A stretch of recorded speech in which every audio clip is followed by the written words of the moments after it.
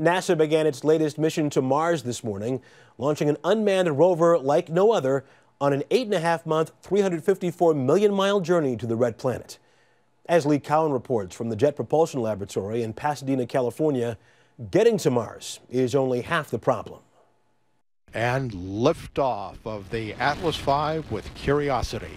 With this morning's launch, NASA's $2.5 billion rover, aptly named Curiosity, began its 354 million mile journey to Mars. And so far, it's right on target. Everything is looking good. The vehicle is the Cadillac of Mars rovers. It weighs almost a ton and is powered by a nuclear reactor. In fact, NASA hasn't tried landing something this large and this complex since the lunar modules that put men on the moon.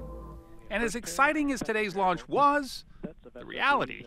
Mars really is the Bermuda Triangle of the solar system. The landing has NASA nervous, especially its chief engineer, Rob Manning. Its maiden flight is actually the flight it must work. There are no dress rehearsals. It has to work the first time. Curiosity is too heavy to bounce to the surface inside a series of balloons like the previous Mars rovers. Instead, Curiosity will have to be lowered the last 200 feet on cables, suspended from a rocket-propelled sky crane high above.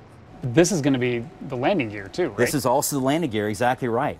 But it's a complex and risky maneuver, says CBS News space consultant Bill Harwood. To watch, and your first blush is what were they smoking when they came up with this?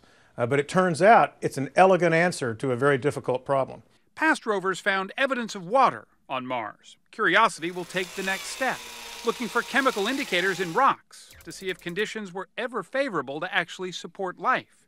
Those who built Curiosity made it sturdy. It's supposed to toil away for 2 years. But if it's anything like its smaller cousins, Curiosity may remain curious for a lot longer than that. Lee Cowan, CBS News, Pasadena.